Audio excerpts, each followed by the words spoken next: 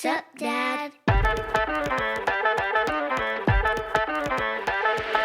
Welcome to This Dad Reads, a bookish podcast spanning genres and fandoms. I'm your host, Jason, and I have a TDR first, not one, but two author interviews. Author of My Life with the Jedi, Spirituality, and Star Wars, Eric A. Clayton, and Charles Soule returns to chat his Curse Words concept album Kickstarter campaign.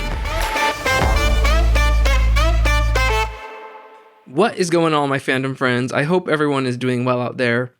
I'm not sure about your neck of the woods, but where I am, California, summer is definitely summering, and I have been simmering. There has just been strings of weeks of really high hot temperatures. So aside from me working indoors and staying indoors as much as possible, just trying to stay sane without going outside as much as usual. But outside of all the heat and that, my family and I recently did go on our annual kind of summer trip. We went to Universal Studios Hollywood and had a beach day in Santa Monica. My son and I both celebrated birthdays, so we've had some family celebrations going on. Of course, gift giving and receiving, all the sugar and treats and all that. So it's definitely summertime vibes. Summer mode has been activated at my house, which has also definitely changed my reading habits. But of course, I am back with a brand new episode. And guys, like I said in my intro, it is a first for the pod. I have two author interviews in one episode and another This Dad Reads podcast first. I'm going to skip my last current next segment. I know you're probably heartbroken, but I think this is probably a good time to skip it because my reading has not been popping as much as usual. And so I will definitely catch you guys back up on my next episode. I can do a more comprehensive look back, and I'd even love to have some friends back on sharing their last current next. I haven't done that in a while. So without further ado, I'm just going to dive into the good stuff. I'm also giving KC78 the month off because even droids need a summer break. This dad has support today from Heroes and Villains. Now, for all my collectors out there, Heroes and Villains offers the most amazing wearable and lifestyle items for people of all genders from all types of fandoms. Heroes and Villains has officially licensed merchandise from Marvel, DC, Dungeons & Dragons, of course Star Wars, and many more. What I love most about Heroes and Villains is that you can be as bold or as subtle in your fandom expression as you want to be. They've got everything from graphic tees, to pattern tops, to jackets, to crossbody bags, to wallets. And yes, my High Republic fam, they've got stuff for us too. And they are constantly adding new stuff to their lineup. So if you need to refresh your summer wardrobe, I've got you. Use code ThisDadReads at heroesvillains.com and save 20% off your first order. And guys, this code is stackable, so you can use this on top of any featured sale or clearance items as well. That's code ThisDadReads at heroesvillains.com for 20% off your first order. Definitely check it out. That's heroesvillains.com using code ThisDadReads. Today, I'm joined by a fellow dad, Star Wars fan, and the author of My Life with the Jedi, The Spirituality of Star Wars, Eric A. Clayton. Welcome to the show, Eric. Hey, thanks for having me. You bet. Glad to be here. Yeah, I'm so glad to have a fellow dad, another dad in the mix. As of this recording, we are definitely in the thick of summer. I know I have my own vibes going on with my family. How's the summer going for you and your family?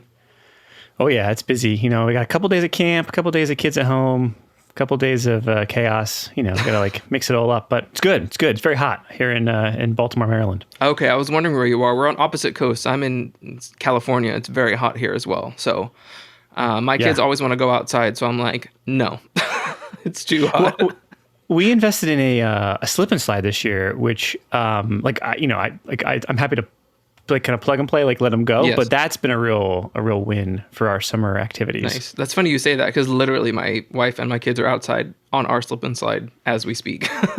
Yeah, it's a great addition to any water toy collection. Yes, and it harkens back to all of I'm sure our childhoods. That's definite memories of those back in my day when I was a kid. Yeah, I know, so fun. So you were a first-time guest. Happy to have you here. I love talking to, obviously, any type of guest, but you're an author, you're a fellow dad. So why don't you just tell us a little bit about who you are, a little bit about, just your vibe for the audience. My vibe, yeah. Yeah, so I have 2 kids. I have 2 little girls. I live in Baltimore, Maryland, as was previously mentioned. I love Star Wars. I do a lot of writing. My main intersection of writing is spirituality and pop culture, with a lot of parenting kind of in the mix there, just because that's kind of daily life for me. And Star Wars for me is always just like the go-to story to go and to explain something or think through something. It's just it's has that level of both level of depth, but also ease of access. Like everybody's kind of knows what a lightsaber is. So I do a lot of writing. I do work in communications for a faith-based organization, the Jesuits. And so I do a lot of video and audio and some travel that gets to I get to go and do some of that stuff. So it's a lot of fun. Awesome. How about like a consumer? Are you a big reader? Obviously, this is This Dad Reads show. How do you consume media, or what is your go-to way to consume media?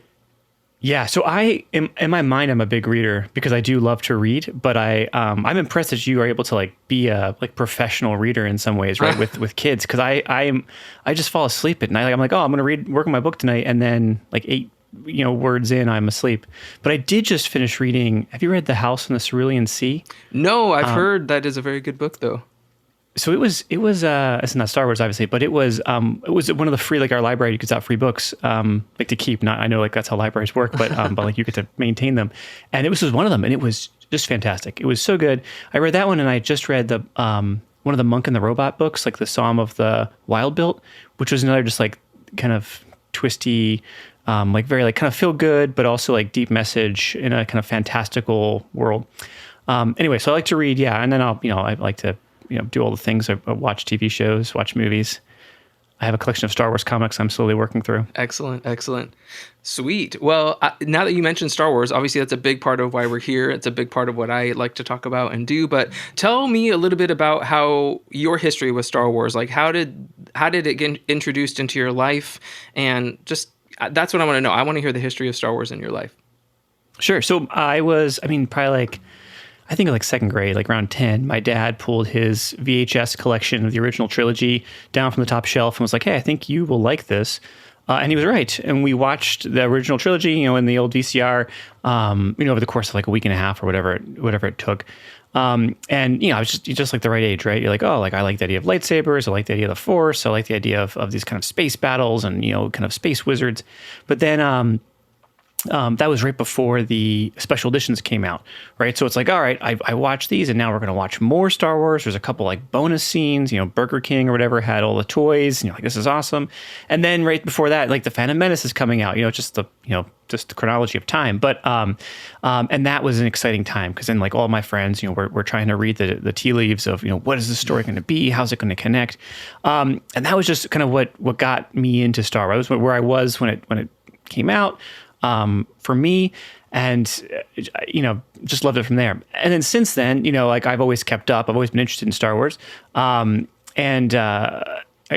the animation got me back into it in a lot of ways. I really like the Clone Wars, even though I was kind of abroad for a period of time, so I'm kind of like watching it in a real like scrappy way. But then. Coming back when COVID hit, I have kids. COVID's hit as a number of. I'm just jumping all over the timeline, but there was a real like. My wife had purchased for me some Star Wars Lego, which was much to her regret, I think, in the long term, because I was like, oh, like I need to get these again. I need to get back into this. So like I'm building Star Wars Lego. There's of course Star Wars content coming out, and I have these 2 little girls, and I'm like, oh, they should learn about this now too. This is the moment. And so I just got really like dove deep, and I think that's kind of what started with my dad kind of passing this on to me is now like I'm very invested in passing it on to my kids. And that's been a lot of fun. I think somewhere in the middle there, when Disney bought Star Wars and there was all the hype for The Force Awakens, that also I was like, oh, I'm pumped about this because I read, this is the Dad Reads pod, right? I read the whole the new Jedi Order series. Have you read those? No, I have not actually.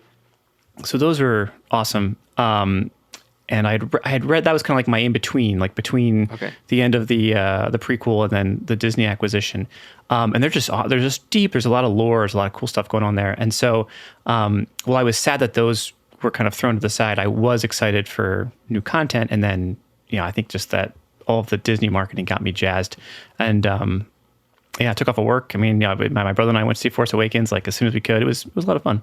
That's awesome. You kind of started talking about what I was going to move into next, was how do you pass on your love for something that means a lot to you and obviously has nostalgia to it to like the next generation, your kids.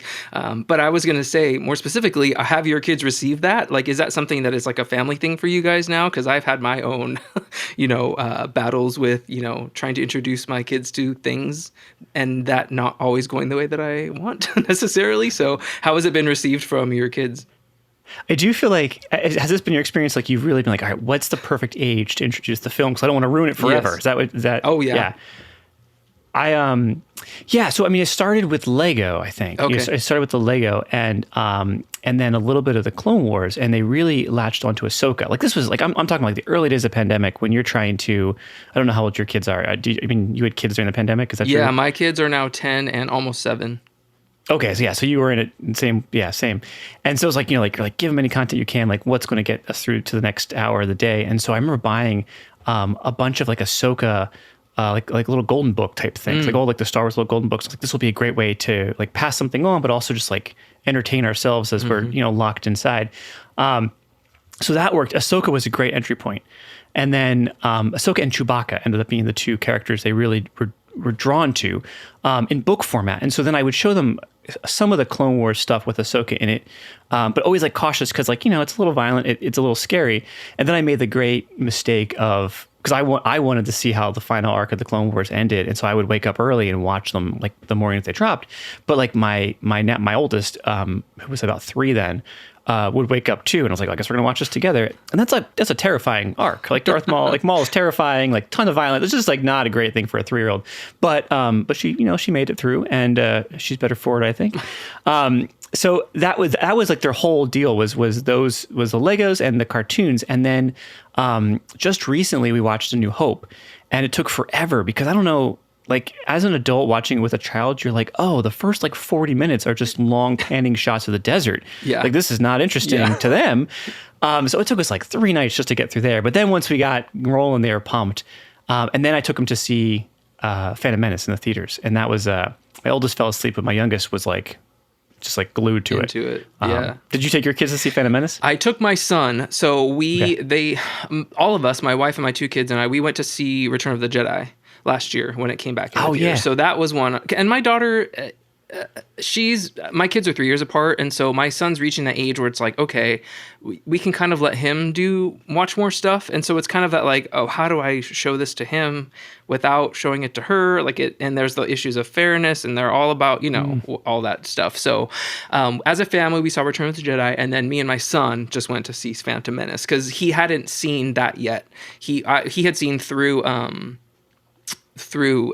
Jedi, and so he hadn't gone back and watched the prequels, or he hasn't watched the sequels either, because same thing, age and appropriateness and all that stuff. So he loved it. Yeah, I was worried about Phantom Menace too, because as a kid, I was like, I don't know how entertaining this is going to be until he gets to the pod racing scene. Like it's like a lot of political, but he loved it. And the coolest thing was that there was a lot of payoff because he'd read so many books and has been he had at that point watched The Mandalorian and like Book of Boba Fett and the Ahsoka series, that he was making connections, and he was like, oh, this is that, or this is that. And that made me so proud. That was the moment, right, where he like gets it and was like making connections. That was really cool.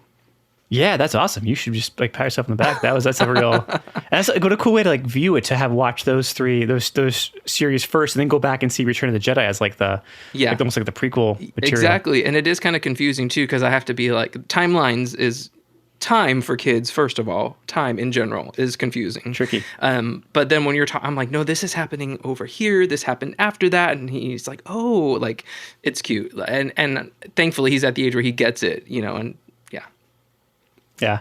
I knew for Phantom Menace, as long as we made it through like the monsters in the deep, like that, like the bongo escape scene, we were good. And my kids were scared, but then they made it through, and one fell asleep and one was like straight to the end, glued in. So that's awesome. But yeah, I think they would like Return of the Jedi because I think they would like the Ewoks. But I don't know if we can get through Empire yet. I don't know if that. I think that's like a little too much. Yeah, so fair enough.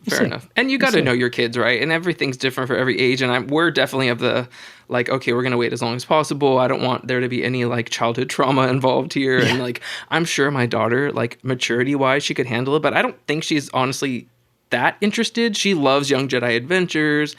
She loves the cute aspect, but I think some of the other parts she just kind of like gets bored. So, but my son is all about like, he wants to be a big kid. He wants to like know everything. And he says he's not scared of the bad guys, but then, you know, come bedtime, it's like, I don't know. I'm thinking about Darth Vader, or I'm thinking about whatever. But so anyway, you have to know your kids and figure out when you're going to dip your toe into some of those more mature content things.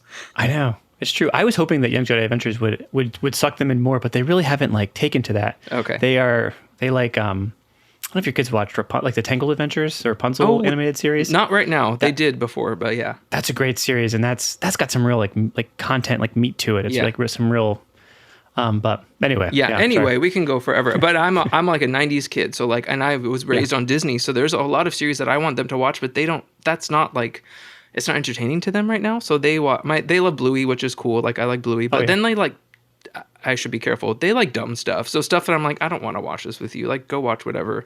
But I will say it's been so cool because I love the High Republic. That's like a huge part of like my passion for Star Wars. And my daughter's watching Young Jedi Adventures, which is High Republic. And then my wife is watching The Acolyte with me, which is High Republic. And she doesn't read. So I'm just like, my family has joined me in the High Republic, even though I'm the only one who's read the novels. But it's like, they know who Ember is. They know like, anyway, I'm just like, I feel like I've achieved something somehow out of nothing that I've done myself. But you made it. I made it. I hope, are you like pausing it every like 8 minutes and being like, okay, let me like give the backstory now. Like when Vernestra says there was a big disaster. I know. Well, thankfully, I mean, I guess it's a two-sided thing, right? Like I feel like there's a lot of people who want more High Republic connections, but I like that there's not a lot, because then anyone can really watch it. So I did geek out, and I did pause it. And I was like, well, the reason why Vernestra gets sick in space is because, you know. Right. Oh gosh. So let's jump into talking about My Life with the Jedi, the book that you wrote all about spirituality and Star Wars. I thought it was a really cool way to connect, especially for me, two things that are very important in my life, like faith and spirituality, and obviously like something pop culture and fun. That's another side of passion that a lot of people have. What kind of prompted you to write this book? Obviously, we've been talking a lot about your history and your passion for this franchise, but what kind of brought that to life in saying, I want to write something and share a specific message with people?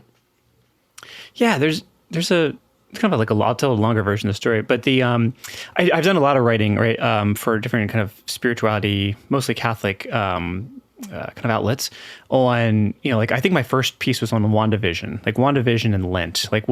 How can some of these like kind of themes of you know, like the kind of the pilgrimage make sense in WandaVision, suffering, kind of coming out of suffering, kind of how does that make sense? So for me, it's another, pop culture is another language with which we understand and engage reality, right? And that makes sense because what is pop culture? There's stories that we're telling each other, right? And so for someone, you know, so I'm in the Ignatian tradition. I would say, you know, Catholic and the Ignatian tradition, and work with the Jesuits. The idea is that everything is holy. Everything has the potential to reveal something of our own kind of sacredness and kind of God at work in the world. And so if that's the tack you take, right, then these stories that we're telling are important. Not just because they're important because they, like you said, like you love the High Republic. Well, why? What about it like animates you? Why is this story exciting? Like those are all really, I think, important questions to ask ourselves.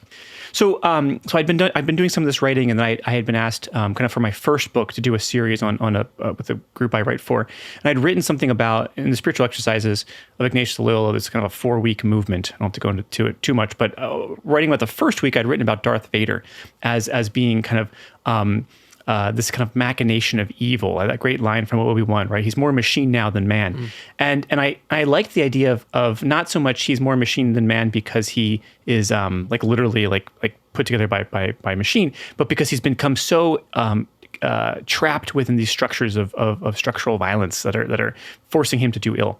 Anyway, all this to say is I wrote this very kind of simple piece, and somebody said, Eric, this was really helpful. I'm using it in this like high school class I teach, and I was like, oh my gosh, like something that I write about Star Wars and spirituality is actually useful to someone besides just me and my own kind of silly, thinking. So I've been going back and forth with one of my editors at Loyola Press, talking about essentially Obi-Wan, the Kenobi series, and my editor did not like it, and I did like it, and we were just emailing back and forth over kind of which of us was right and which of us was the other person.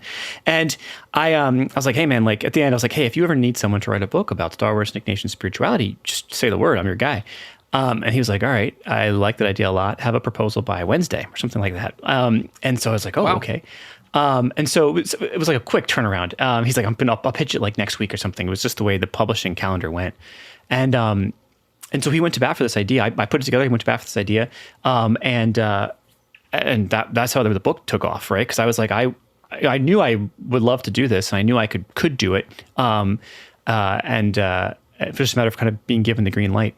And so that was it. I mean, the book, hopefully as like readers will come to see, it's not like I get very tired of kind of spirituality and pop culture books that are just essentially trying to like find the parallel, like, oh, this is the Jesus character, or like, oh, here's like, and now like, surprise, you've been actually, religious the whole time. Like, I don't personally find those particularly helpful or interesting to read. And so that's not what I ever wanted to do. My goal with the book, right, is to say again, like here's a story that really animates me. And I believe that if something that gets me excited and really gets me thinking deeply about my life and kind of my relationships, there's value there, and there's spiritual value. And I would like to kind of use that to unpack some of that spirituality and vice versa.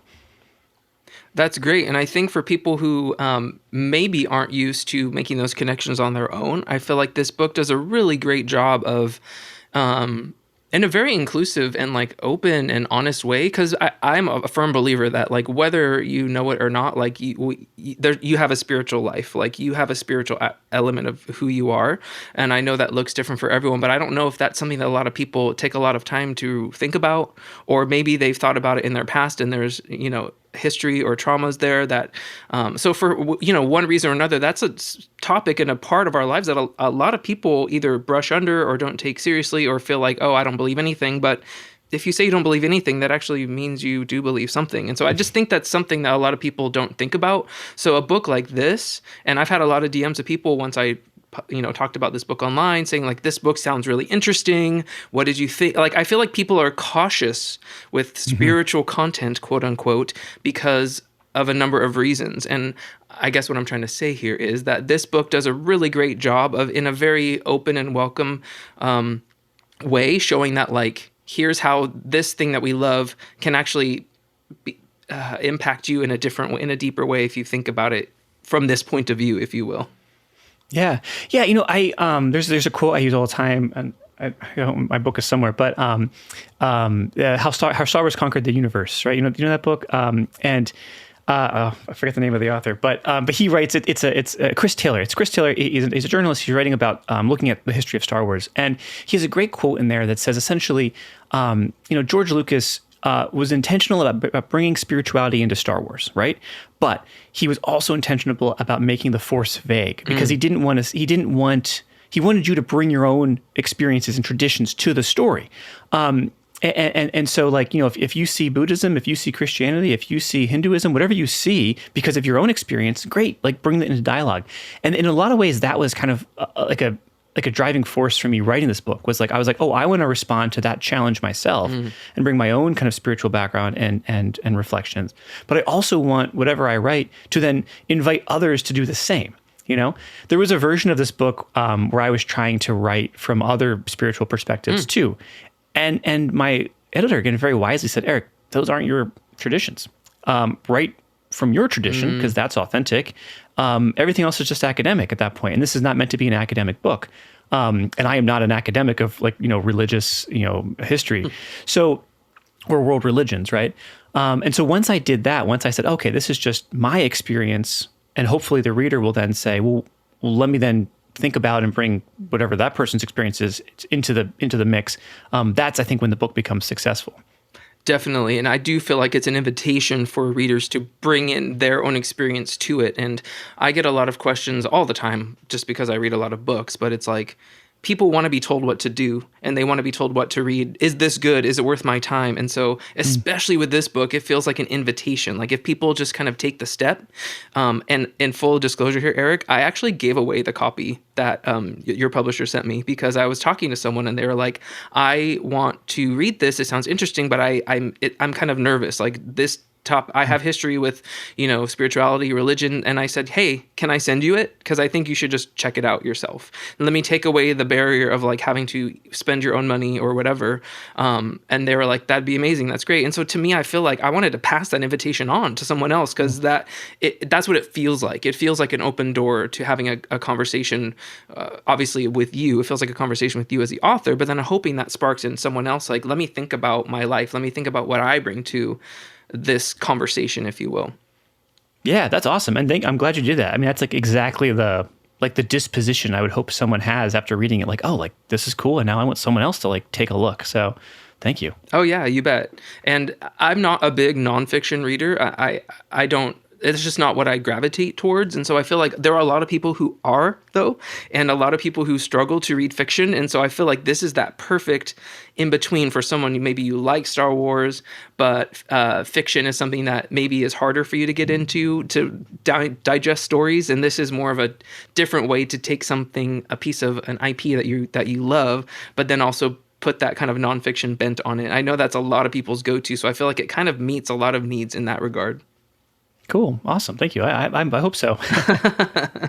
I'm curious about what other types of responses have you gotten from people from the book? Like, is it kind of landing the way that you hoped? Yeah, it's been a little bit of a mix. I think, I think, I mean, there's like the perfect audience, right? Who like likes Ignatian spirituality and likes Star Wars. And then they're just like, yeah, I'm in. I think there have been a lot of folks that I've talked to, who can have some sort of trauma in their past, like religious trauma in their past, or are understandably skeptical of religion, and they read this book and they're like, oh, like they don't agree with me, and from like a theological perspective, which is totally fine. But we have these really rich conversations, or they make these really really rich insights, and I'm like, that's perfect. Like that's great. I'm so excited that is the result. I think there have been some folks who I think have learned about Star Wars as a result. Like, because I really intentionally wrote this book kind of with a couple audiences in mind. But one user path, right, would be you enter through the lens of Ignatian spirituality, or just kind of like Christianity in general, and then you learn about a ton of other Star Wars books that you want to go read. Like that was one of my goals. And then there was the other way around. Like you enter through Star Wars with a little bit of interest in Ignatian spirituality, and you get a bunch of like other authors to go read. I think I'm saddest when people are read this and like they do think I was trying to like convert them or proselytize. I think that always bums me out because it's not like if you leave the book having feeling like you need to go and learn more about Christianity, that's great, that's fine. That's not the goal of the book, and I don't really think that's the outcome that I've written into it. But so when folks feel like I've tried to pull the wool over their eyes, that bums me out, because it's not what I tried to do, Sure. But yeah, I think otherwise the audience is wide, because I think there's some folks in the Star Wars world and there's some folks in kind of the more kind of Jesuit Ignatian world, and everybody has a different reaction. But as long as all the folks are getting something from it, then I'm jazzed. Great, that's awesome. You've mentioned it a couple of times, and maybe we should just talk about it and define it, because I come from a different, like more Protestant background. What is Ignatian Jesuit? Like, what do those words mean? And like, how can people, no, I just thought of that myself, because I'm like, I know what you're talking about, but other people might not. Like, what does that mean? Yeah. And hopefully the book explains some of that, along the way. It does. It does. Yeah. Cause it's like, so it's a great question. I'm sorry. And so I'm Catholic, right? A Catholic Church. Within the Catholic Church, there are a number of kind of religious orders and saints that are associated with them. Ignatius of Loyola was born in the late 1400s. He lived, into the 1500s. He was kind of what I like to say is a soldier turned mystic. He was a very worldly kind of guy. He has this profound experience, kind of this war injury that then turns his life around, kind of reorients his priorities, and he enters this more mystical path. He is the one who then has this kind of experience of God that leads him to write what's called the spiritual exercises, which are essentially a guided retreat. And again, this is, spiritual exercises sounds like very, high Catholic, but is actually, I've talked to many folks that give the exercises to folks of any faith, or even folks of no faith. That's how kind of universal this experience is. It's kind of a spiritual journey into self, right? And then always the prerogative is always out of self and into the world, right? How are we serving the common good? Care for creation, care for other people. Ignatius was one of the folks who founded the Jesuits, otherwise known as the Society of Jesus. So the Jesuits today are the kind of the inheritors of his kind of formal legacy. And then there are a lot of folks like myself who work with and for Jesuits or in that tradition, who are also kind of lay claim to this Ignatian tradition. So Ignatian is just the kind of adjective of his name, but you would say Ignatian spirituality. And a lot of the hallmarks of Ignatian spirituality, I think the hallmark, right, is this idea of God can be found in all things. Again, all things are holy. All things have the potential to reveal something of our own uniqueness in the world. Right? How are we called to engage the world, engage one another? And the other hallmark of Ignatian spirituality is discernment, which is how do we make good decisions? How are we mindful of and kind of reading reality around us to make decisions that are going to best help us to live out kind of how we're invited to live. It's interesting, right? Because in the Ignatian language, you often hear, we want to pursue the will of God. And I think that to modern ears, even to my ears sometimes, feels very like, what? Well, yikes, the will of God. But what Ignatian spirituality makes clear is that the quote unquote will of God, God's will, is actually whatever our deepest desire is, whatever we most authentically want, and however we see our unique skills and insights and experiences and history manifesting in the world, that's the same thing. The Venn diagram of God's will and our deepest desires is actually just one circle. And so, I think that's there's two things that discerning between light and dark, kind of as Ignatian, that's light side and the dark side, lends itself to Star Wars, and this idea that God is in all things, everything is holy, reminds me again of the Force, right? The rock, the X-wing, everything. This energy field connects us. We're inherently linked to one another. So that would be my crash course in Ignatian spirituality. No, that was perfect. How did I do? No, that was great. And I feel like for some people who they say they aren't interested because those words don't make sense to them. I feel like something like that definitely helps. And I would say even coming from a different faith background or from someone who doesn't come from one at all, I feel like there are very easy to understand methodologies or practices or I don't want to say self-help things, but I feel like there's some aspects of spirituality kind of don't address that at all. Like self-help is a separate sector of life, right? Like you go see your therapist or you don't talk to your pastor about necessarily. Maybe you do. Maybe you go to that type of church. I don't know, or you have that type of background. But I feel like this is a really good way that kind of brings everything together into like a way that says like you can talk about all things of your life and address those things all at once. So I think that's really cool. I mean, Jesuits as an order, right, have always been kind of out in the world, right? You have Jesuits that are astronomers. You have a ton of stars are named after Jesuits because Jesuits discovered these stars. You have Jesuits that are physicians, that are lawyers, that are therapists or psychologists. And so because Jesuits as an order have always been in the world, right? They're not just in a monastery or just in the in the church on the road. They're always bringing in real life into your spiritual experience.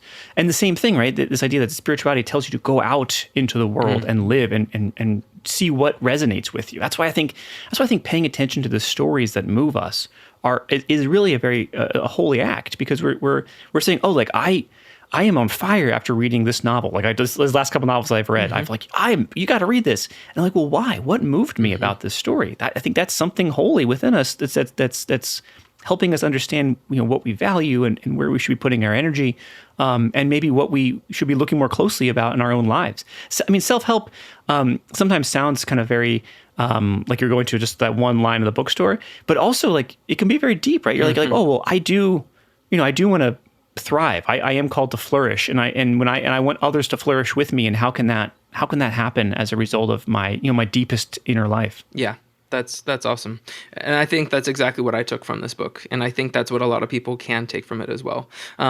I just couldn't help but think that as you're talking about that, I've throughout my life done, small groups and like Bible studies and things where you like find a book. And I was always the guy, no matter what, because I've always been a pop culture nerd junkie. Like I've just loved pop culture and all that stuff. I found myself always bringing up like, I feel like maybe we can pitch this book together, but I don't know if you watched Mad Men back in the day. Like Mad Men to me, I was like always taking stuff back to Don Draper, and I was like, we'd be talking about some like, I don't know, deep theological thing. And I'd be like, whoa, in the last episode of Mad Men, I was always bringing it back. And I feel like that show in particular always stuck out to me. I was like, well, Don Draper is the guy that could have learned about X, Y, and Z, or he could have applied it to his life this way. And anyway, I was always that guy who was like connecting the dots into pop culture. Yeah. Yeah, I mean, I think some of us, like I'm right there with you. I think some of us just like tick that way, like yes. They're like, oh, like these stories. But I do think there's this relevance. I don't know. Did you watch Shrinking? Do you watch that on Apple TV? No, I've seen the thing. Is it good? It's excellent. It's an excellent show.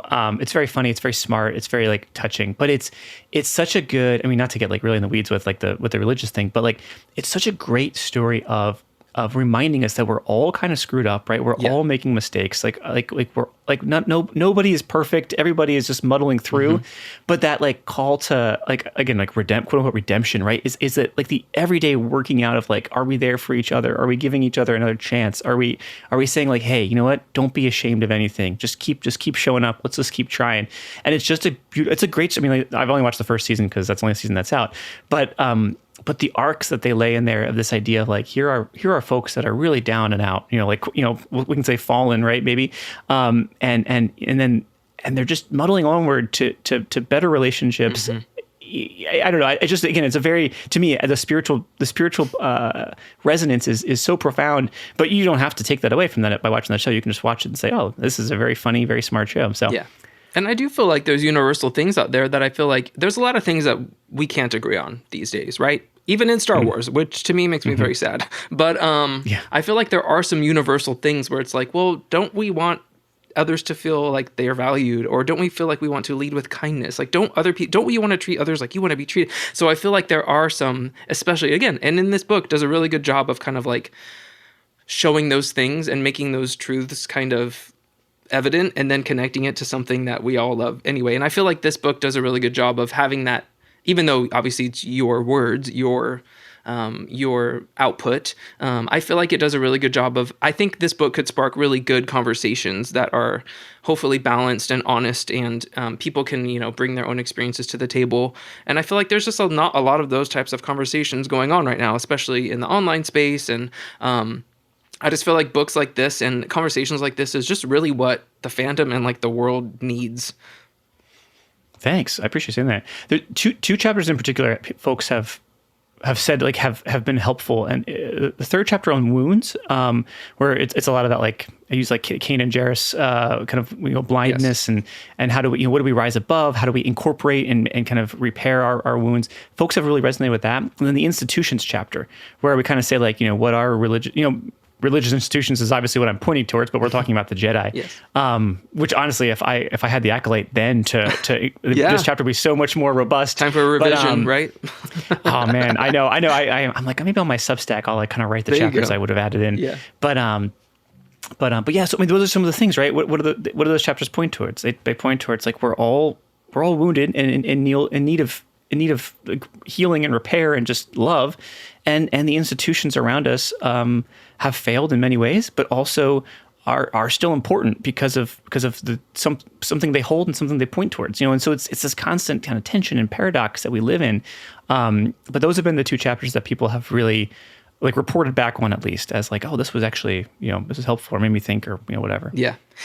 And I guess I'm not asking that many questions. I'm just talking about my experience with the book because I liked it so much. I want to throw out there and let people know that like this isn't just like your knowledge of Star Wars is like you're a real fan, and I don't gatekeep. That's not me at all. But like, guys, this isn't someone who's just trying to like get Star Wars in there. Like the references that you make and the knowledge that's there, it's like, oh, like you're one of us. Like that was very clear in the book.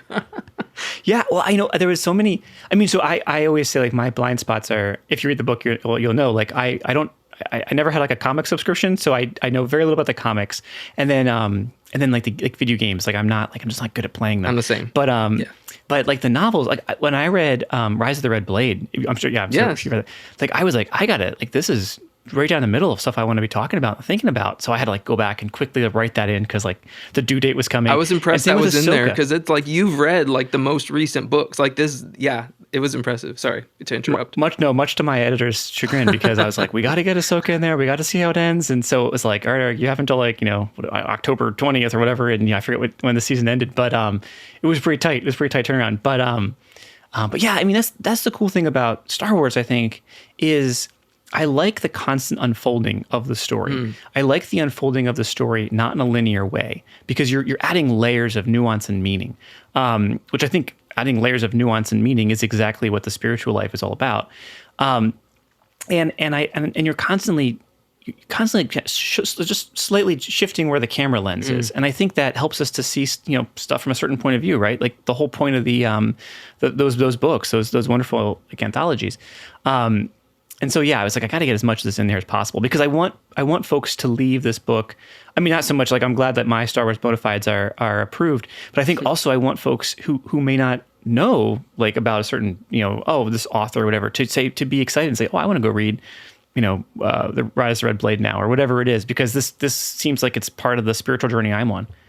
The Living Force, I would have also been a great book to have been able to put into the book, but it wasn't written yet. So.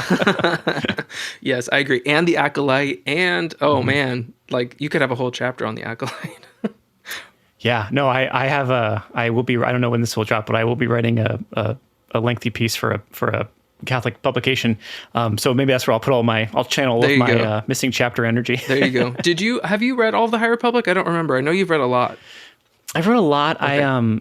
I've read all of the adult novels. Okay. And the audio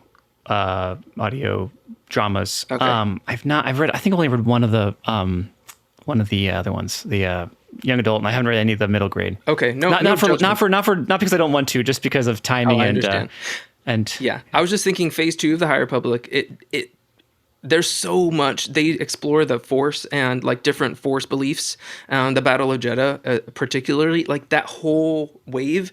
It's like so spirituality driven, and I don't know if people even realize that like it's there a lot. Yeah, no, but I think it was in some of the it must have been some of the young adult novels because I read all of Phase 2, Battle of Jeddah, Convergence, Cataclysm. Yeah. And honestly, I felt a little bit like I was like, oh, I feel like I should have read the young adult ones. I feel like I'm missing some of the context because I was so excited at the Battle of Jeddah with all these different like Force churches, and even in the Acolyte they're pulling that out a little bit, right? With the witches and even chimeras, who gets to wield power. I love that idea of.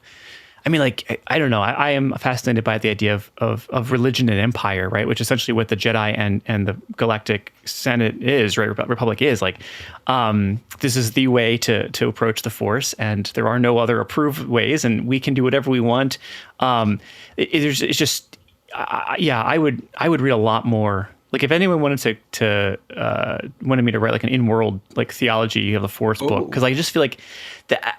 I think it's brilliant. I really think it's really, really smart how they've just given us a little bit of insight into these different ways of using the Force and why it matters. Like, it's not so much like the tricks are different, but like the cultural background that leads into it is just so rich and really, I love it. I'm with you. I'm really fascinated by it. Yeah, definitely.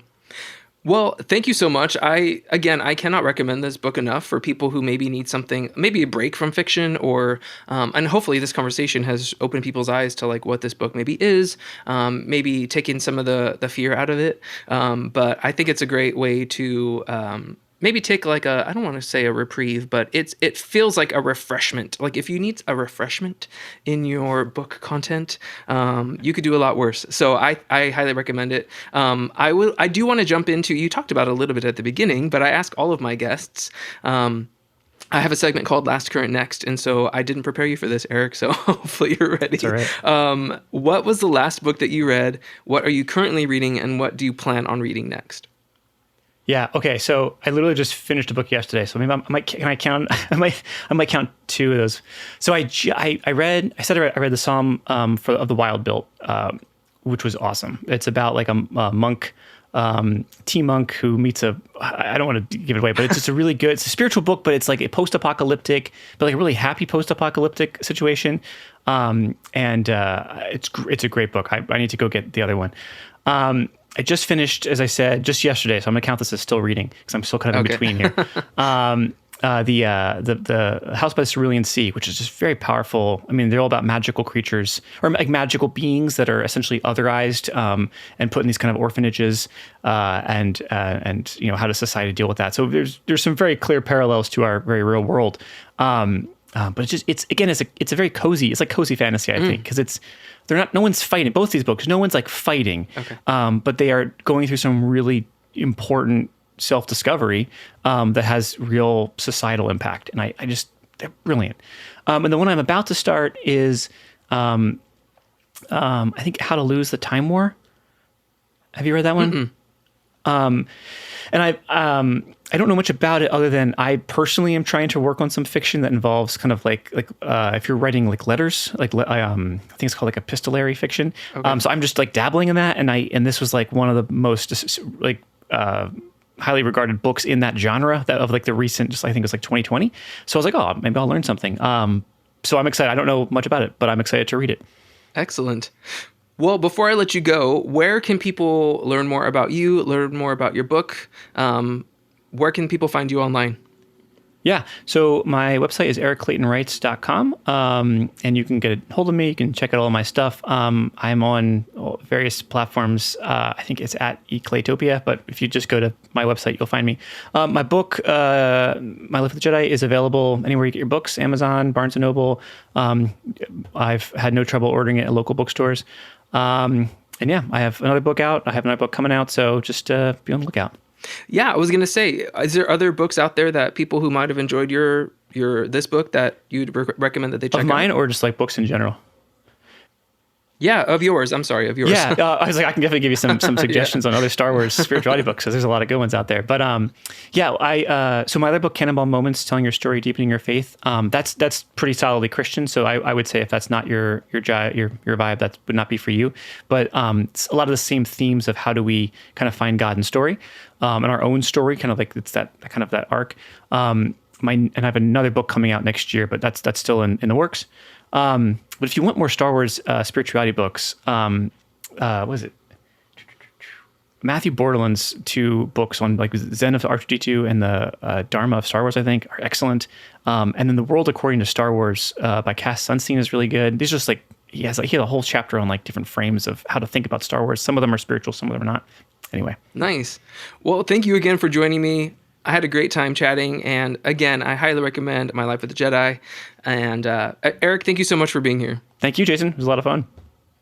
This episode is brought to you by Inkstone Books, an independent online bookshop specializing in signed and special edition fantasy and science fiction books. Plus, their quarterly subscription features signed and numbered special editions of the best new science fiction fantasy books on the market, all delivered worldwide. Inkstone carries books from some of the most popular authors like Travis Baldree and Christopher Paolini. Plus, they have nonfiction and graphic novels too. Head over to inkstonebooks.com and check out everything they have to offer.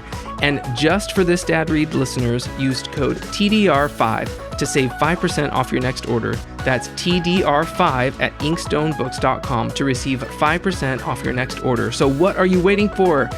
Go find your next beautiful addition to your bookshelf at inkstonebooks.com.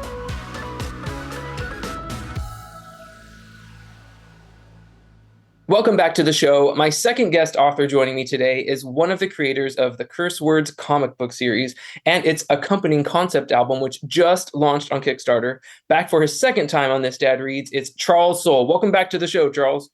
Thank you so much for having me and for having me on to talk about something as weird and cool as this project. I appreciate it very much. Hey, weird and cool is basically my brand. So it works. It definitely works. The last time we chatted too, I know this was kind of on your radar, something you were working on. Mm-hmm. So I'm excited to kind of really dive in because the time has come. It's happening. But before we do that, the last time we saw each other was seemed like so long ago, mere almost 2 months ago now at the Acolyte premiere in LA, which I know was a crazy experience for myself. I just wanted to get your take. Like, how did that go for you overall? Like, did it feel like a fever dream to you, like it does to me?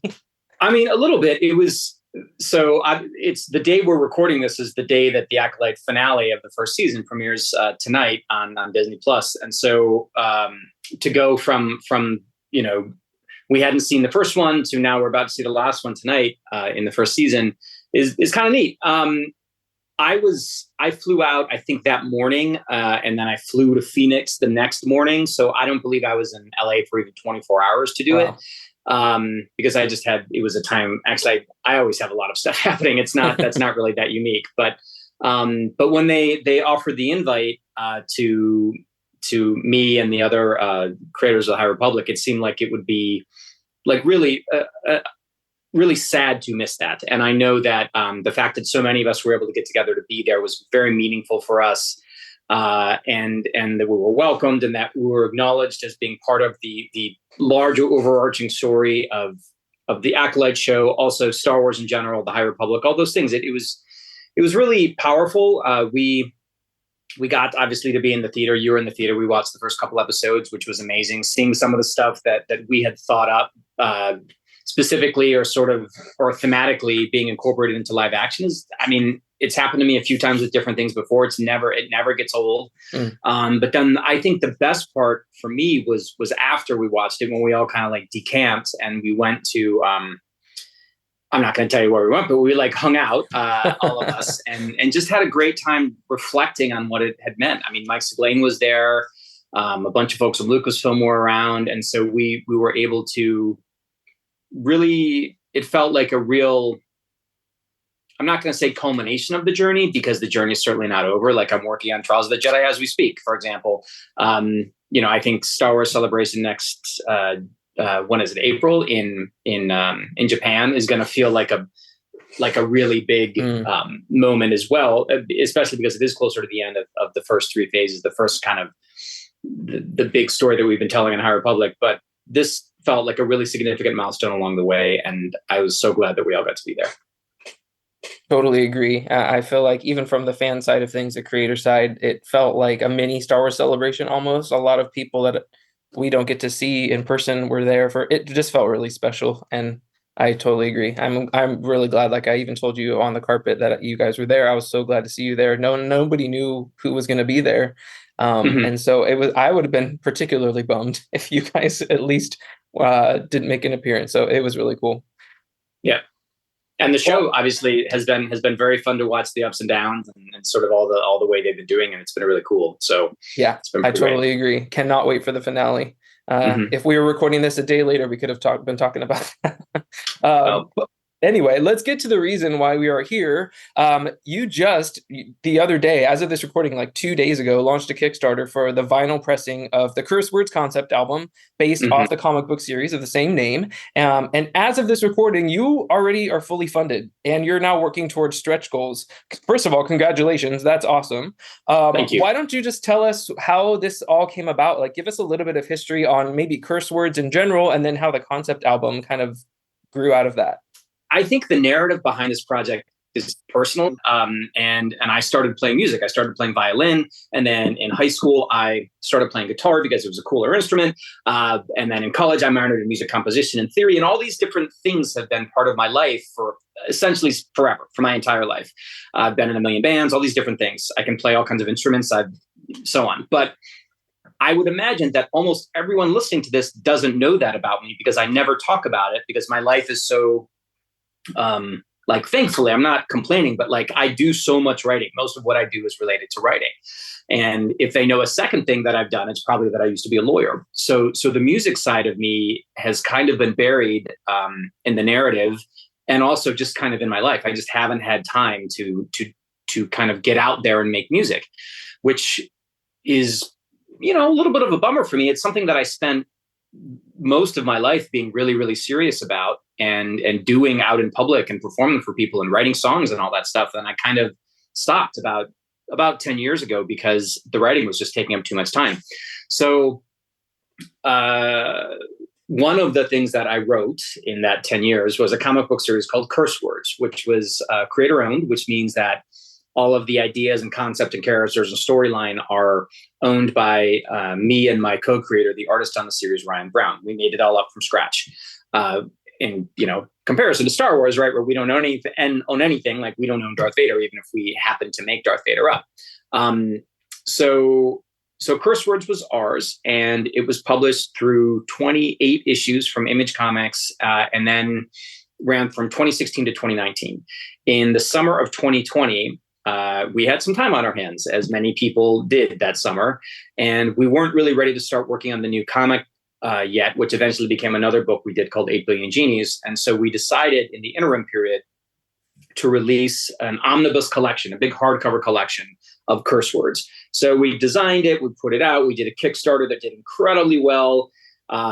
It did so well that we had to make stretch goals for it that got increasingly outlandish. And by the end of it, one of the stretch goals that had been reached was the idea that I would compose and perform and record a 10-track concept album based on the series of Curse Words. Now, at the time, I thought, okay, I'll just like bang something out. I'll just do some like acoustic versions of things and do like sing over it and like write it, and it won't be a big deal.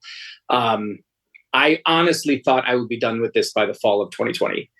It's now obviously the summer of 2024. So I was just completely, utterly wrong in what I thought this was going to be and how long it would take. But what happened was that when I started writing the songs, I remembered how much I loved writing songs and how much I loved orchestrating music and how much I loved thinking about the way the different pieces would go together. I mean, writing an album is very much like writing a novel, because you do it and then you think about it and then you do it again and you refine it, and you, like the more time and effort you put into it, the better it gets. And after I'd written, I don't know, maybe the second or third song, I was like, you know what? I'm really just going to go for this. I'm not going to half-ass this. And so I started really working on it in earnest, and I did like pretty detailed acoustic sketches of everything.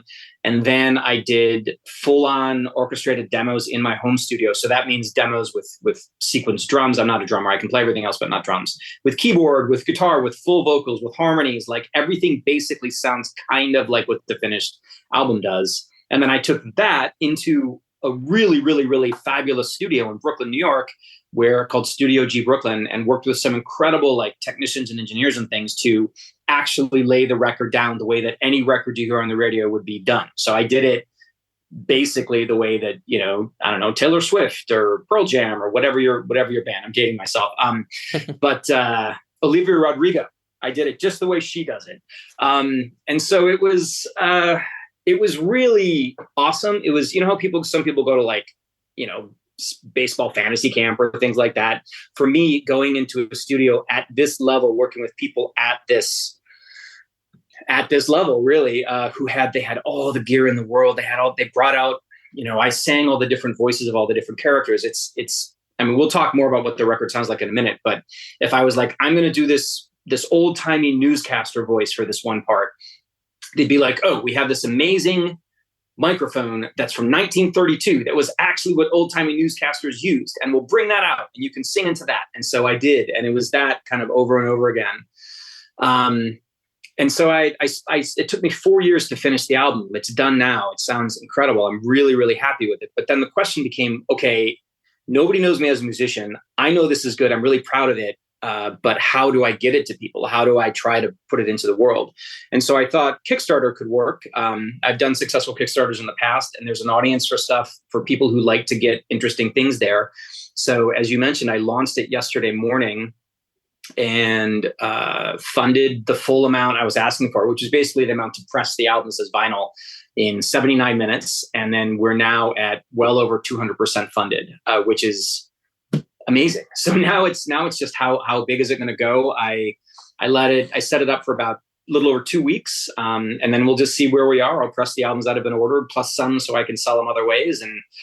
And that'll be that. It just feels amazing to get music into the world though. It feels great. That's awesome. I did see you put another stretch goal for an 8 Billion Genies concept album. I know that you put a pretty I know it's probably a joke, but maybe you might be in the same situation in a couple of years. It's not a joke. I mean, what I said was, if the Kickstarter campaign makes $88,888, I will do this again, and I will write and record and compose another concept album based on 8 Billion Genies, which is a book that the book I followed up Curse Words with Ryan Brown, which was a very, very successful project. It's about everyone on Earth getting a genie in one wish at the same moment, and it's kind of like funny and dark and awesome, and people really, really liked it. So I would love to write a record based on 8 Billion Genies, but I also know the amount of work it is and what it costs. Like none of this was cheap to do this. And so I really want to try to kind of make my investment back on the Curse Words record, and then have at least some of the money to make a Genies record before I dive into it. So, hey, pledge away, see what you can find in your wallets. If there's anything these days, I know that it's tricky. But if it makes it to 88,888, I will absolutely record another album. I can't promise it'll be out soon, but I will do it again. That's awesome. I mean, as you were talking, that would be so cool to even do like a compilation album, like with fan submitted stuff. Like what if you got demos from fans for like 8 Billion Genies and those are like bonus tracks? Like that could be so fun for other people out there who have that creative bent. Like they're pitching you songs. Like, I don't know, you throw your A&R hat on, throw your, I've been thinking about this, like things like that, honestly, for a while, because I loved doing this. Like this was one of the most, this is up there with like Light of the Jedi or one or 8 Billion Genies for that matter, or like one of the really big ones. One of the ones that I was like, this is really strong. Doing this record felt great from start to finish. And so I've been thinking a lot about, how do I keep this feeling? What do I do next? And I would love to write like stuff inspired by the High Republic or things like that. It becomes challenging because, as we said earlier, I own Curse Words with Ryan, but I don't own Star Wars or the High Republic or any of those characters. And so it would have to be done in very much a like inspired by sort of thing, and not name names and figure it out that way. But I would be up for it, and I would be interested in trying. Fortunately, I have I'm sort of in the family over there, so as long as I don't go too wild, I'm sure I could figure something out. Yeah, exactly. I will have to say, having listened to the album, I finished it last night in preparation for this. I'm really impressed with your chops. Like, I mean, I come from a musical background too, so like I have a good ear. I'm not saying that my opinion, means anything, but I was really impressed. Like, guys, Charles is not messing around with this album. Like the instrumentation, just the skill that you bring to the table, it was really impressive. So I know you talked a little bit about your passion and history with music, but like where does that stem from, or like how does that inspiration, how has that affected you over your life, and how did it really impact what you did with this album? Well, first of all, thank you. I mean, it means a lot. It is weird to have this much. It's like if you spoke another language fluently and like no one knew it. You like never mentioned it. Like, yeah, I speak Thai. I speak Thai perfectly. I speak Thai like a native, and you just never mention it to anyone. And then one day you're in Thailand and like blah, blah, blah. So it's been strange for me. In part, I think honestly, there's like part of me that wanted to show the world, or whatever portion of the world listens to the record, that, hey, I can do this too. And it's a really big part of, me as a person. So as I mentioned earlier, I started playing violin when I was 3. So my mom had me do that, I think kind of just to keep me like out of her hair a little bit. It was this thing called the Suzuki method, which is designed to teach little kids stringed instruments from very, very young ages. So I did that and learned classical violin through high school. And I played, all the people you would think you would play, Mozart, Bach, Beethoven, everybody, learned all their stuff, and was in orchestra in high school, which I loved. There's something really powerful about being part of a big ensemble that is really neat. But I went to summer camp one summer, I think before junior year, between sophomore and junior year, I think. And one of the counselors there who seemed like an older dude who was probably, 19, had an acoustic guitar, and he did the thing that guys with acoustic guitars at summer camps do. He sat around at the fire and he played, and all of the young ladies at the camp thought this was great. I went back. I mean, this is the most cliched story in the world, but it is not. It's literally how it happened. I went back home and I was like, I want a guitar for Christmas. Mom and dad, that's what I want. And so they got me an acoustic guitar that Christmas, and I just started. I can be sort of an obsessive person about creative things that inspire me. And so the guitar was not a great instrument. It, like, when I look back on it now, it was a real like fingertip destroyer. Like, it was very difficult to play. And so learning on that instrument was like a grueling experience, but it meant that when I moved on to a better instrument, I had skills that were beyond what I should have had, because I learned on this thing that was like trying to go for a run with,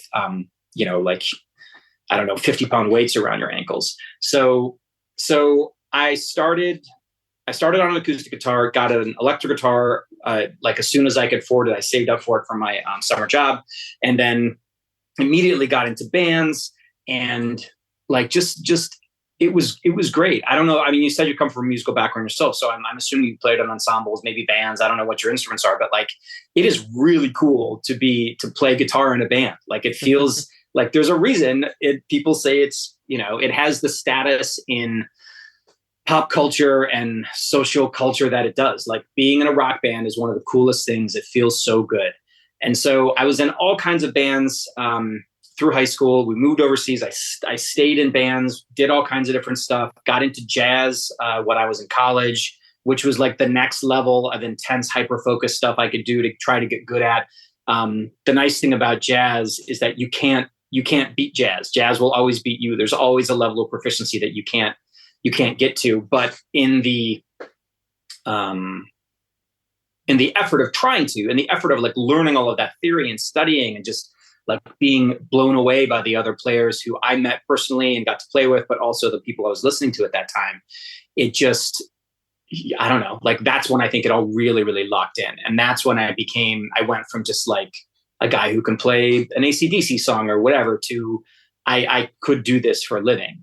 And so I minored in music theory, as I mentioned, in school, and was in a bunch of different bands, did all kinds of different things, came out of school, was thinking I would probably pursue music, but I got into a really good law school. And at that time in my life, my mother was ill, and it was kind of like, I'm going to go to law school to make sure that she's not worried. That's not the only reason. I got into a great law school, and it was important to go. But that decision pushed music away. It just by default, you can't. I kept playing through law school those 3 years, but then almost the instant that I started working as an attorney, I had to stop. You can't like walk out of the firm at 5 to go play your happy hour gig or something like that. You just can't do it. So that's when it scaled down, and I would do gigs when I could. I kept my band. Like, we set up things that we could do, but it got more and more limited. Their lives moved on. And I just became a guy who had this ability that was like hidden. I was like a Jedi after Order 66, perhaps. And then during the pandemic, I had all this time on my hands. And so I pulled everything out again. And it wasn't like I wasn't playing before that, but it would be like, I would pull out my acoustic guitar. I have some now my acoustic guitars are very nice. And so I would pull one out, I'd be watching something or just sitting or like playing out out on the back, the back deck or whatever, and just playing guitar. And I was like, wow, my hands, like, it's all coming back in a really, really, like, it's all here. Mm. It never really left. I guess I just needed to polish it up. And so when this record opportunity came up, this thing with Ryan, with Curse Words, with the Kickstarter we did back then, I was like, this is a sign, this is the reason that I need to do all this, because even writing the first couple of songs on acoustic felt so good. It felt like, okay, this is a big part of myself I've been neglecting. And in terms of like how I can do it, you know how it is. You learn an instrument, and then in some ways, all the other instruments, you understand how it all relates to one another. So if you can play guitar, you can play bass. If you can play bass, you can kind of play piano. And if you can play piano, you can play pretty much anything. And so, and I had the violin background, which meant I could do like cello and other instruments that I needed to do. The only thing I'm not very confident on is like fluent drums. But the Crossroads concept album, I play everything on. I sing every part. And but the drums were played by my friends George Pertuz and Nate Chinen, who are incredibly skilled drummers. So I mean, that's it really. You just, if you love something, you find a way to get good at it, kind of. Exactly. I will say too that music to me is, I always tell my kids this, it's like, it's magic. Like to me, music is the most magical thing, because there's like an element of, I feel like there's an element of divine involved. Like there's just like you said, being in bands, doing music with other people is like such a special thing that I can't even pinpoint why or what, but like people who are strangers one day, and after you perform with that, it's just like a special thing, right? Like it's wild. And like and I feel like it's such a shame that like, especially in our culture today, like it was your story, that was part of my story. It's like music became something that I couldn't do or couldn't afford to do because it didn't pay the bills necessarily. Sure. But it's sad that I feel like there's less opportunities now for young kids to have the same opportunities even that I did when as part of the culture growing up. Like, so it makes me sad to think about music and where that lands. But I feel like it's that responsibility is mine, as raising kids. How old are your kids, if you don't mind me asking? Yeah. So they're 7 and almost 10, or sorry, almost 7 and 10. Okay. So my daughter is, she just turned 18. So I just sort of saw her go through high school, and I thought the same thing, right? Like, we live in New York City. And so where do New York City kids, how do they do it? Because a lot of the schools are really physically small because there's not a lot of space here. And how do kids do bands? And she said what they would do, and I thought this was awesome, is they would go to the park. So like, Central Park, Prospect Park, the big parks here, and they would like steal electricity. They would find a way to like run long extension cords from like these little like gardening post things that they would have in the park, and the word would spread among the kids, and the kids would go out, and then bands would, like these little like teenager bands would play for like 4 hours in the park. And I know like obviously the cops had to know, and it was something that they were just like, they're not causing any trouble. These are like kids having a good time. And so, but she said there were bands that like, there was a little scene, like bands that would be people would follow bands. Mostly they played covers, like lots of 90s band covers, which I thought was kind of cool, like Radiohead and Soundgarden and whatever. But the kids are okay, I guess is what I'm saying. Like they're finding a way, and I think they'll always find a way. It's really when you're like, 28 and things in your life start to shift away, and you've got to be like, okay, I've got other obligations now, and I can't really be staying out until 2 a.m. in the bars playing, as awesome as that is. Yeah, exactly.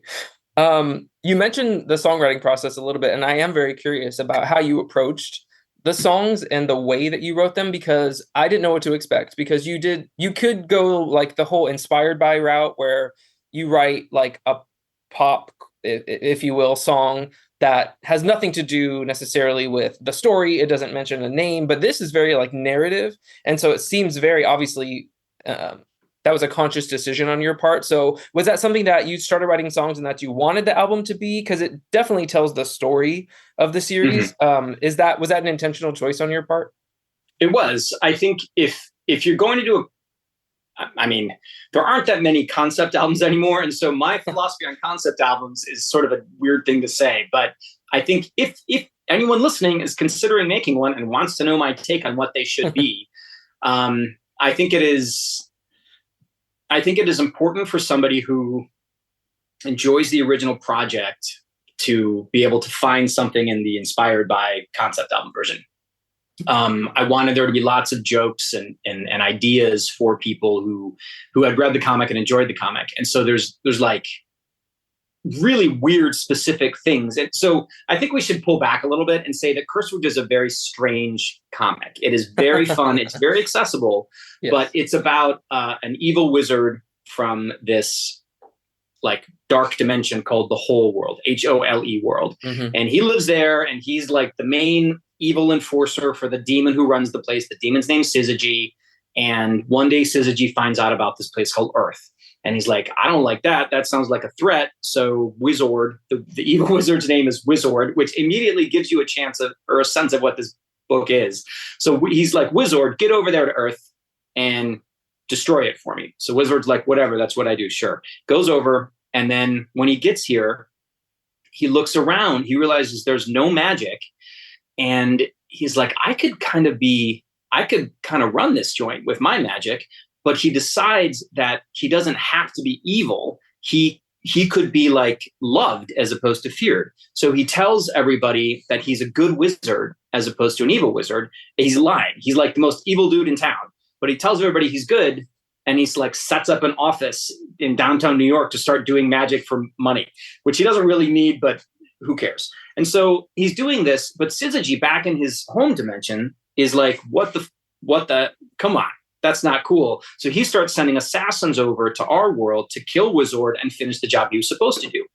But so Wizard ends up fighting off those assassins and kind of de facto becoming the defender of the world, which he never really intended to do. He just wanted to like look cool and go to parties and stuff. And now it's like he's sort of shifting his gears over to actually being a good person. It doesn't totally take. You can't. I'm not suggesting that you just like flip a switch and you're good. But he changes. Like he becomes someone different over the course of the story. He also does things like one of his main antagonists is this guy named Jacques Zack, who has a whole song in his voice on the record, which is one of my favorites. And he hates Wizard because Wizard has inadvertently, accidentally, like stole his sons, like taken his two sons away. And Wizard didn't know he was doing it, but Jacques Zack does, and so he's really mad at him. And there's this confrontation when Jacques Zack comes after Wizard, and Wizard's like, "What are you doing, man? I know you're like a cop here or whatever, but I'm a wizard." And he turns Jacques Zack into his office chair, and Jacques Zack is still alive. His like face is the seat. And so Wizard puts the seat at his desk and sits on it. And that's like the way that fight ends. And so the book is full of things like that, full of these strange, surreal, but very funny, but also very weird, but also very emotional moments. Like Jacques Zack comes after Wizard because his sons are gone, and he's like totally heartbroken and shattered by this. So it's this interesting mix of surreal humor in a sort of Rick and Morty Archer kind of way, mixed with a very powerful story, I think, about somebody who's trying to figure out what kind of person they are, and also related to a lot of family issues and things like that he's dealing with. So that's the book. So trying to turn that into a concept album was really, for me, about, okay, what are the emotions of these characters? What are they thinking and feeling? And that led me to the song types. So the first song on the album is called Mr. Magic Man, which is sung from Wizard's point of view. I sing in different characters' points of view throughout the album. So, you know, this one is Mr. Magic Man. And at the start of the story, he's a real, like, you know, I'm the baddest dude around. Nobody's going to stop me. I'm just super cool. And I'm like, okay, what does that sound like to me? To me, that sounds like 80s guitar rock. And so Mr. Magic Man is like an 80s guitar rock song. It's like, you know, Journey or AC/DC or Poison or Motley Crue, like one of those kind of bands. That's what it sounds like. But then several songs later, you have a song called Team Margaret, which is written from the perspective of Wizard's assistant, who is a talking koala who has no idea how she became a talking koala or what her deal is. But she knows she's Wizard's, like, you know, assistant. And so she sings this song, but she's like kind of cheerful and like fun and happy or whatever. So I wrote that song like a pop song, you know. It's like got a super, super catchy chorus. It's written almost like that. It's inspired with that Gwen Stefani song. What was it called? The one where she spells bananas, Bananas. So like it's got a chant chorus. It's got a lot of things that people who like pop songs will be able to hook onto. It's inspired by bands like Fountains of Wayne or Weezer, stuff like that. And then there's songs toward the end that are more inspired by like pop ballads, so Taylor Swift and things like that. There's kind of a big blues rock song that again is in Wizard's point of view, so it feels like something like he's kind of a dad at that point, and so he's thinking about like dad rock blues songs, like so. It's every song makes sense within the context of the person who is singing it and who it's about and the emotional spot they are within the story at the time that song is set. So whenever I'm writing a song, I think emotion first. What is the thing that a listener to this is supposed to feel? Just like when I'm writing a short story, just like when I'm writing a novel, what is the thing I want someone to take away? What is the thematic idea I want someone to take away? And so I knew it was going to be 10 songs, and I had lots of cool characters to choose from. And it was kind of about who are the cool characters I would like to write a song from their POV, their point of view. So I just did that. And you know, everything else is very mysterious to me. You make that decision, you choose a genre, you choose kind of the target you're aiming at.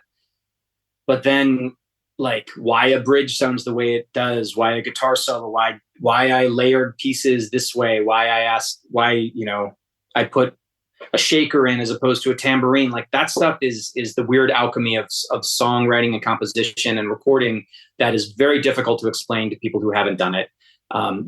It's right when it's right, you know, when it's right. That tone is wrong, like this tone is right, it's this guitar pedal is wrong, this guitar pedal is right. You get better at it the more you do it, but it is very difficult to explain to anyone else who hasn't. It's really just your ear, you know, like what you feel is right. So that's how I did it.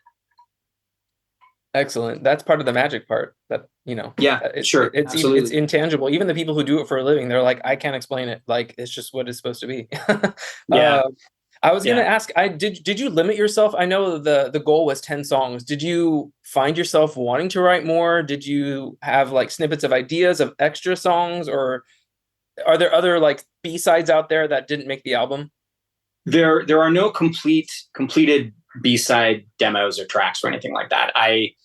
It was very hard to do this record. Like it was really hard to find the time. Like I think if I'm known for anything, it's that I'm insanely prolific as a writer, which is true. And it just means there's always something to do. And so finding time to write and record in 3 versions, right? Because I did acoustic, full demos, and like full final recorded versions. It was really, really challenging to do it. So the way that I would often start when I was in the process of trying to write a song is I had a handy dandy recorder in my pocket at all times, like we all do. I had my phone. And so I would use the voice memo app to sing something or play some guitar, like acoustic guitar into it if I had a lick that I liked or something like that. And a lot of those pieces became parts of songs. Like I would often use those, but there are plenty of those that I didn't use that are still on the phone that I could pull out at some point if I wanted to do it. If we get to $88,000, there we go. There you go. You got a first draft. I will say I finished the omnibus and then I read it, and it's a perfect companion piece. Like if you're a fan of curse words, which I'm sure a lot of people who are backing you and who are excited for this are, it's like a really good companion piece. Like there's, like you said, there's in jokes, there's references. And I did love the T Margaret song. Like I feel like Margaret, I'm not as in with the curse words fandom, but I've already seen just based off, even in the omnibus, you have pictures of like events that you attended towards the end, and there's people with like masks on. So like the T Margaret song was one of my favorites, obviously, or I just wanted to say because it was really good and it was fun. Thank you. I'm glad you liked it. Oh, definitely. What are you hoping that, I mean, I guess maybe I just answered my own question, but what are you hoping that fans of curse words, maybe fans of yours who haven't experienced this story yet, are going to kind of get from this album? If someone's just diving in, what are you hoping that their experience is like? I hope music is so subjective, for sure. Like it is, one person might hear this and be like, this is the most ridiculous, idiotic thing I've like, why am I listening to this? This is terrible.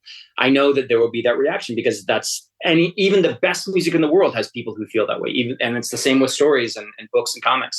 There's always somebody who hates what you've done, no matter how many other people like it. But that said, I hope that people come to this and say, this is like, I hope they're kind of surprised, I guess, like as you were, like, wow, I didn't think he could do this. And so that's reaction that I like, right? Because if you're thought of as kind of if you're in an underdog position, it means people go into it with goodwill. The worst that happens, even if they don't like it, is like, oh wow, Charles can really play, and like he can sing, and like all of those things. So that would be cool.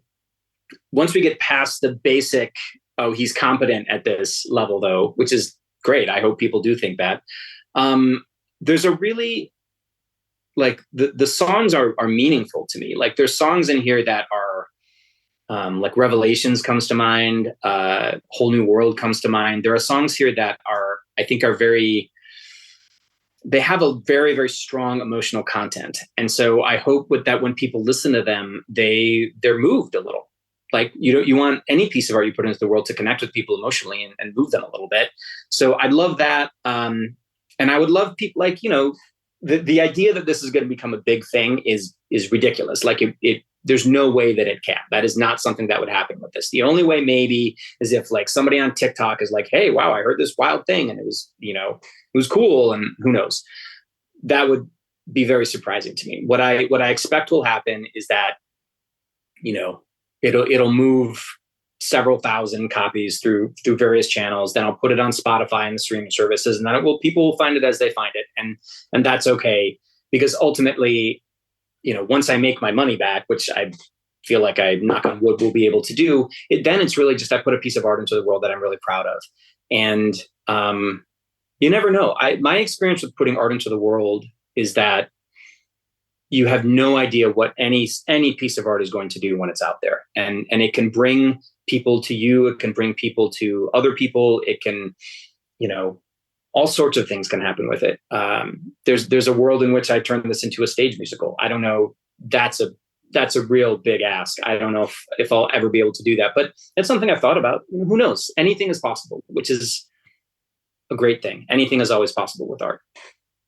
Exactly. And I'm glad you said that, because I think at the end of the day, you're inspiring people. Obviously you have a platform and a position that you get to do this for a living, but there's people out there who are artistic and fans, people in the community who maybe are feeling, oh, I'm not going to put myself out there in that way, even in a small way, like even like just even engaging with the community online, like putting yourself out there, like that's a big step. And so I really think that something like this, people who are already fans of your work, who are what you're doing, are going to want to support like you taking a step, right, and doing something that might inspire people to do something in a different way on their own. So I think that's really cool. I hope so. I think that's a really good way to put it. The idea that nothing's stopping you except the decision. Like anybody can do anything at any time. And it doesn't mean it's going to become, the biggest thing in the world. But I don't think any art anybody ever makes is wasted. I think it's always worth making art, putting some piece of yourself into the world. And you never know what's going to happen with it. Every piece of art you make is a rung on the ladder to whatever piece of art you're going to make next. But I will say that, what you said is, like, I did this with no expectation of recognition or success or money or any of those things. I just did it because it was a part of myself I needed to put into the world. Yeah. And which is going to sound like which is going to sound funny when people hear the record and they're like, this is the piece of himself he wanted to run the world. But it's all, even though there were some odd choices made, it's all very professionally executed, in my opinion. It's intentional. I did all of it on purpose, believe it or not. And I think I did it all well. So I don't know. I'm just really proud of it. And if anybody is inspired to make their own weird passion project thing that they care a lot about, that would be also a really, really amazing outcome.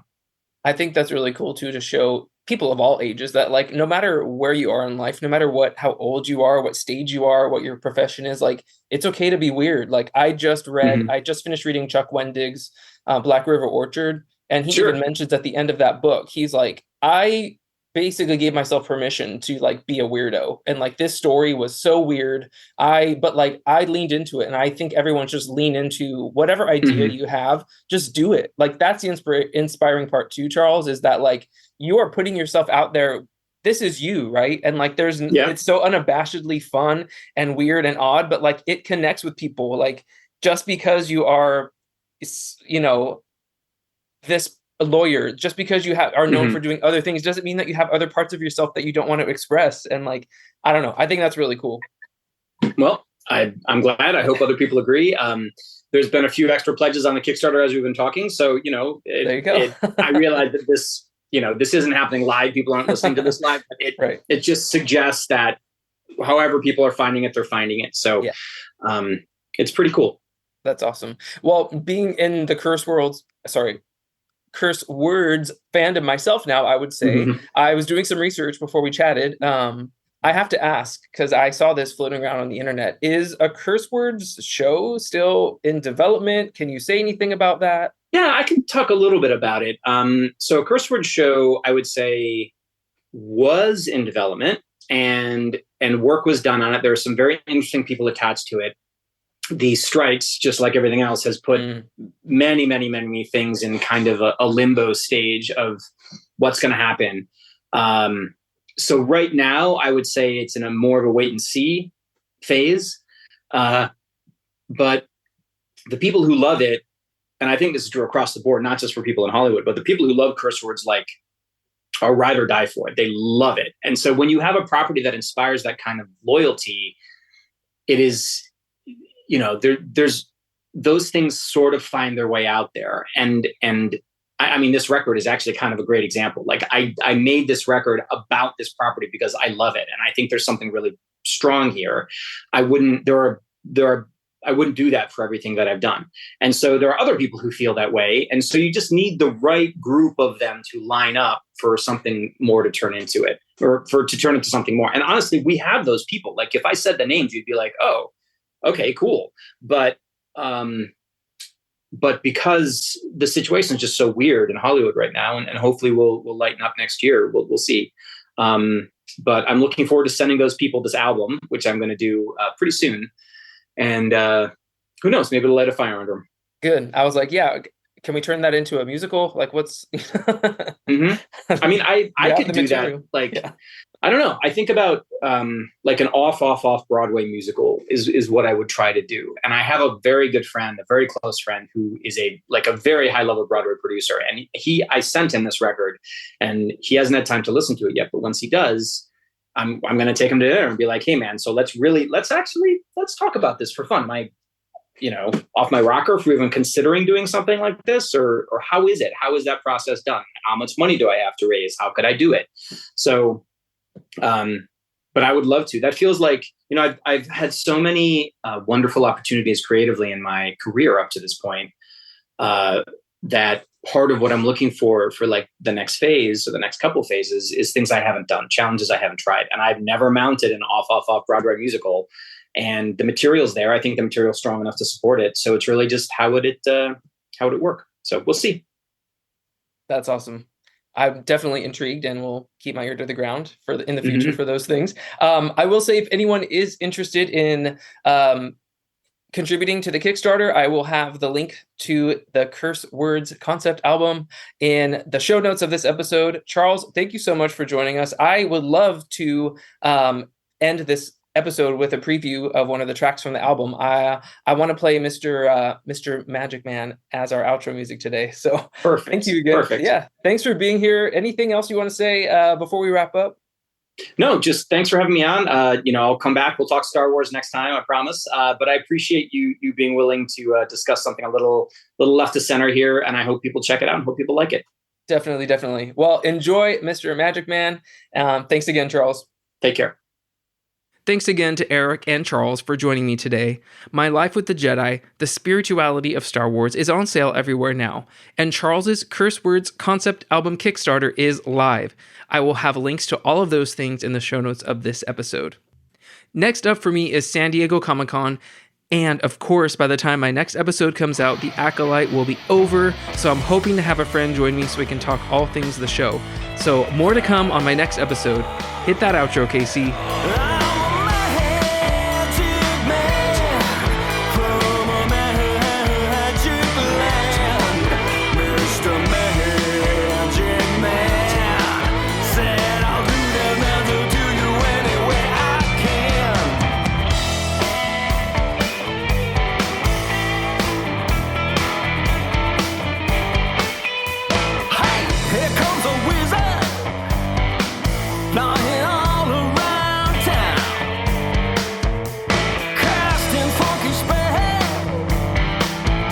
Red Rider's getting down, down, down, down, down. Feel your mind exploding from his magic ways. Sparks, they are flying every single day. Thank you so much for listening. For more of my content, visit my website at thisdadreads.com for full book reviews, interviews, and articles. Follow me on socials at thisdadreads on Twitter and Instagram. This Dad Reads the podcast is produced by Aravis Industries and me. Special thanks to my editor, Jeremy Tuttle, and to Coma-Media for the use of their song Bounce. If you like what you've heard, please subscribe on your podcast platform of choice and leave me a 5-star review. It really helps. Catch you next time.